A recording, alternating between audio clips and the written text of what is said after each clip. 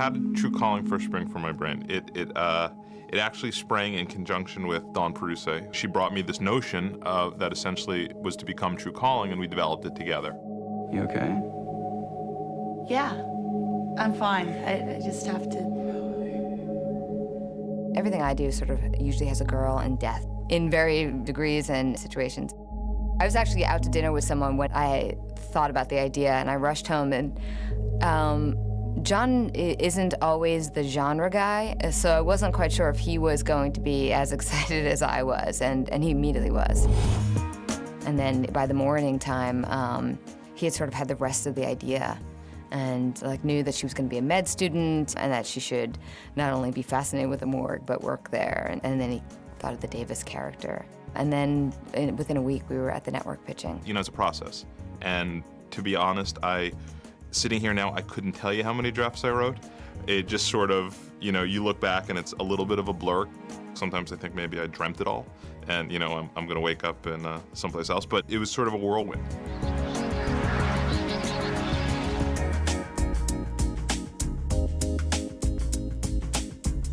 I was kind of writing it with sort of my platonic ideal of like the girl who wouldn't talk to me in high school. And then when I got past my own issues, you know, the name Eliza came up. And, you know, once I was able to attach her to it, it sort of started to take on that life that you hope a character will take. We weren't quite sure if we were going to get her, because there were rumors that, you know, there was going to be a Buffy spinoff for her. I'd heard about the initial pilot script just around town. It was kind of a little bit of a buzz thing happening. John and his wife Dawn, we decided to meet for coffee at this little spot in Hollywood. Sometimes you get nervous before going into meetings, but I just felt something really comfortable talking about the character, kind of, you know, my life and her life. You may have an idea of the character, and sometimes if you're lucky, some actor comes in and perfectly hits that idea. But I find that usually something special happens when an actor brings their own take, when an actor just does something slightly differently than you might have thought, and then suddenly you go, okay, there's something going on here that's pretty interesting.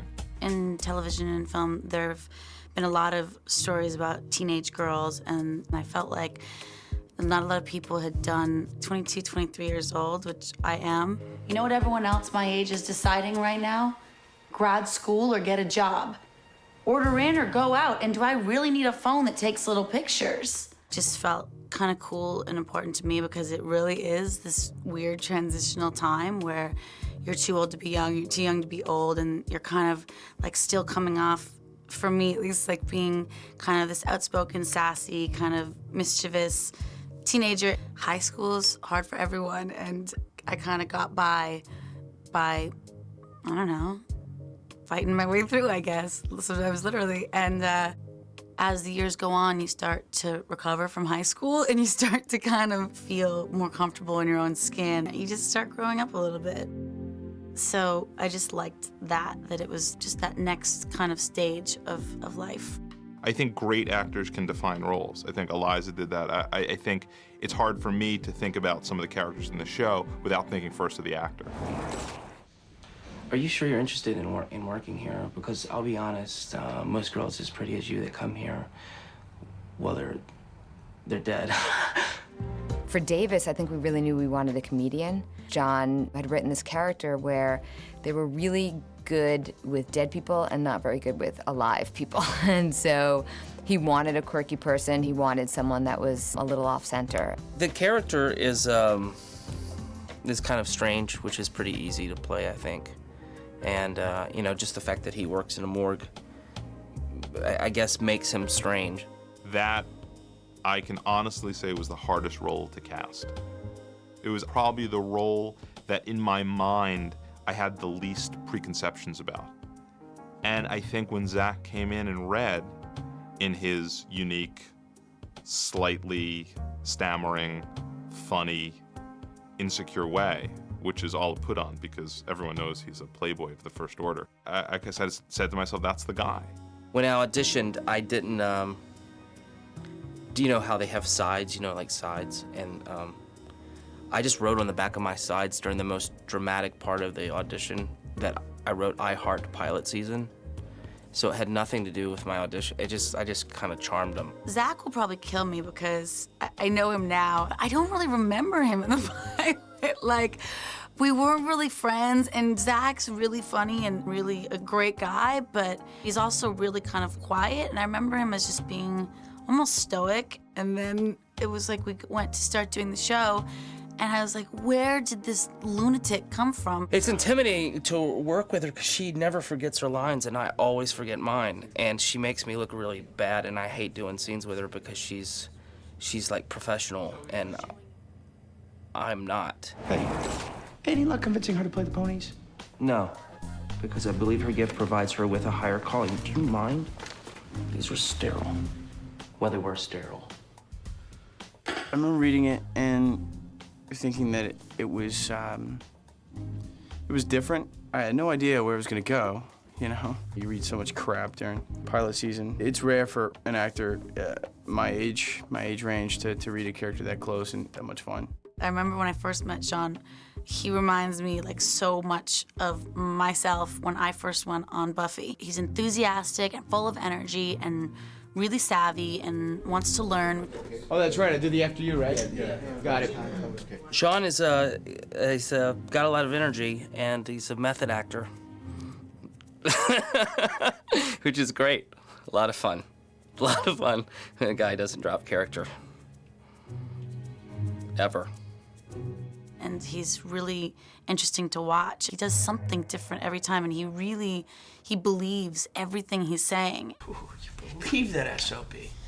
Doesn't talk to us in ages, and when he does, he just wants to criticize. We filmed in Vancouver, which is a beautiful, beautiful city that has a rainy season that lasts for, like, 11 and a half months. No, I love Vancouver. Half the year it's the most beautiful city in North America, and half the year it's extraordinarily wet. I think we shot about 14 days, and I think it rained 15 of them. Luckily, one of the nice things about rain is it has to rain really hard to show up on film. So sometimes it can be raining, and you think you're in a monsoon, and you look at the dailies, and it's like, hey, why is it sunny and looks nice there? But there's actually raining. Pilots are just hard, and this was a lot of pilot in a little amount of time. This wasn't talking heads in a room. This was a lot for an audience to swallow. We wanted to give it momentum. We wanted to give it a sort of an energy, and we wanted it to be believable. We wanted to say, okay, well, this is girl's reality, and she's gonna own it. And within, minutes, go and try to save a complete stranger's life. And action. I think pilots, in large part, are chaotic and crazy. People were nervous, and so let's try shooting it this way and this way. So it was a lot of hours. Can I get a banana, Ann? I knew filming the show that something was going to happen that was special with Tru Calling, simply because the level of chaos that the pilot created, I knew that meant something. It is kind of an audition. You're auditioning for Fox, you're auditioning for the networks. Yeah, fine. So it's like a 2-week audition where you really, you just want to do your best. I had a good feeling from the beginning that this was something that deserved to get a shot. So I just wanted to make sure we didn't screw it up. You were a track star, right? Well, why don't you run down, see this guy as soon as you can. We had a lot of running, I remember.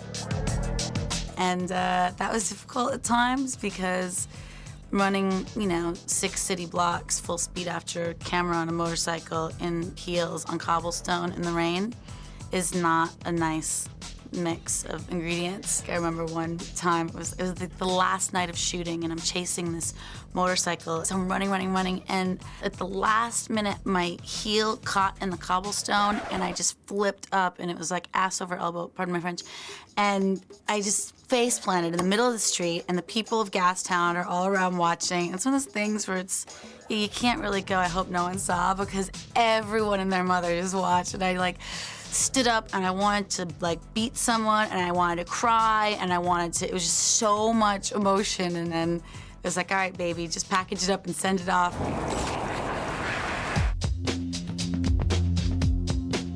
The pilot process is putting pieces together that hopefully elevate the project, and slowly you just beat it into the ground until it just stinks. No, I mean, that's usually what happens, and sometimes if you're lucky, things kind of fall into place and you go, hey, you know, I'm not entirely repulsed by what I've done here. There are great pilots that are wonderful movies, and then there are great pilots that kind of are a blueprint for the series. Although the first season was about discovering things that work and things that don't, I think the pilot gave us a really great jumping off point for those discoveries.